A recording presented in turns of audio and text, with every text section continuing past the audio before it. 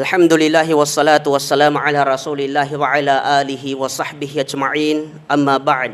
Mga kapatid sa pananampalatayang Islam, lagi natin tatandaan mga kapatid, ang pagsunod natin sa amir o sa pinuno natin pangkalahatan, ito ay obligado sa bawat mananampalataya sa Allah subhanahu wa ta'ala. Kautusan sa atin sa reliyong Islam na anumang ipinag-utos sa atin ng ating pinuno, ng ating amir, na ito ay makakabuti at walang halong kasamaan, ay obligado sa bawat isa sa atin na sundin natin ang mga kautusan na yun. Sapagkat sabi ng Allah subhanahu wa ta'ala sa banal na Quran, Ya ayyuhallazina amanu, ati'ullaha wa ati'ur rasul, wa ulil amri minkum.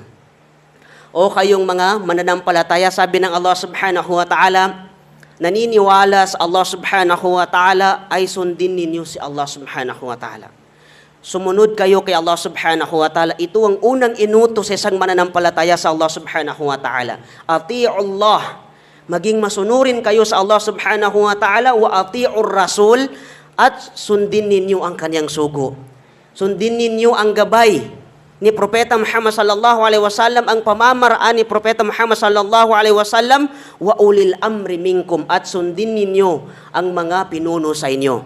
Kung sino ang may kaukulan sa inyo, ay dapat sa inyo na sundin nyo. Ito ay kabilang sa kautusan ng isang mananampalataya sa Allah subhanahu wa ta'ala. At kapag dumating tayo sa punto na nagkawatak-watak na yung mga tao, dahil ang ilan sa kanila ay sila'y nag-aangkin na sila'y nasa katotohanan, nasa matuwid na paniniwala, ang payo sa atin ng Allah subhanahu wa ta'ala, فَإِن تَنَاجَعْتُمْ فِي شَيْءٍ فَرُدُّهُ إِلَى اللَّهِ وَالرَّسُولِ إِن كُنتُمْ تُؤْمِنُونَ بِاللَّهِ وَالْيَوْمِ الْآخِرِ.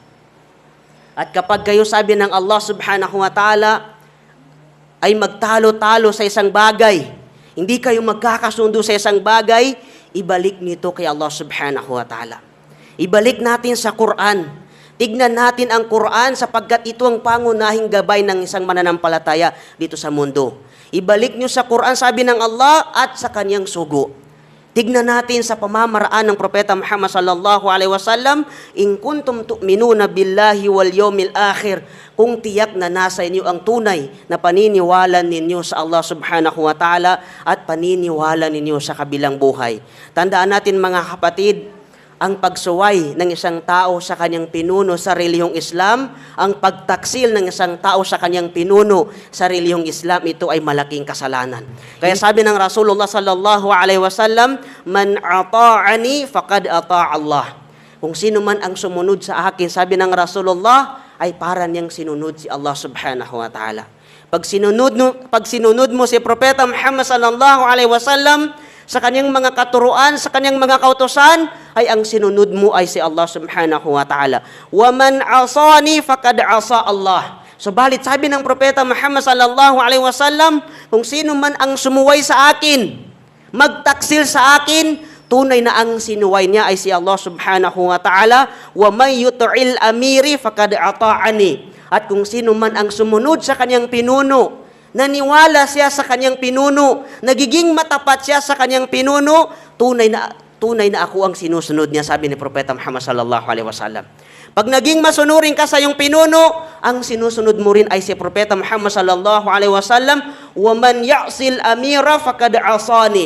At kung sino man ang sumuway sa kanyang pinuno, magtaksil siya sa kanyang pinuno, tunay na ang pinagtaksilan niya ay si Propeta Muhammad sallallahu alaihi wasallam, na kapag nasa tao ang pagtataksil niya kay Propeta Muhammad sallallahu alaihi wasallam, ay parang si Allah subhanahu wa ta'ala din ang kanyang pinagtaksilan. Dalangin natin sa Allah subhanahu wa ta'ala na mapabilang tayo sa mga tao na nagiging matapat sila sa kanilang pinuno, ang kanilang sumpa na magiging matapat sila sa kanilang pinuno ay mapanindigan nila ito at hindi nila ito basta-basta sirain dahil lamang sa makamundong bagay. Sapagkat alam niyo mga kapatid, dahil sa makamundong bagay, ito ang nagiging dahilan kung bakit ang isang tao ay napapako siya sa kanyang pangako.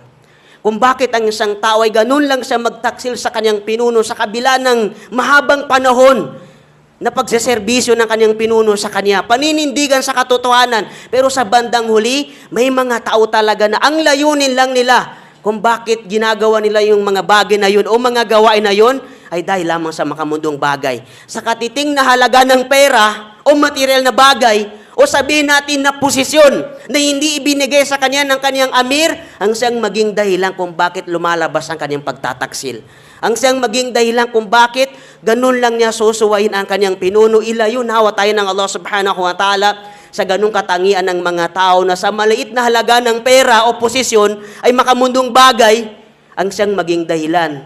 Nalilitaw ang tunay na pagkatao o kulay ng isang tao. Tandaan natin mga kapatid, hindi binabasihan ng Allah subhanahu wa ta'ala sa atin yung dami ng kabutihan na ginawa natin dito sa mundo. Sapagkat maraming mga tao na inaakala nila na sandamakmak na yung ginawa nilang kabutihan, pero ang katotohanan ay pakitang tao lamang o di kaya para lamang sa kanilang personal na interest, wala sa kanila ang sinseridad na tunay na paggawa para lamang sa Allah subhanahu wa ta'ala. Ilayo nawa tayo ng Allah subhanahu wa ta'ala sa ganong klase ng mga tao. Wa qala Allah subhanahu wa ta'ala, inna Allah wa malaikatahu yusalluna ala nabi, ya ayyuhalladzina amanu sallu alaihi wa sallimu taslima.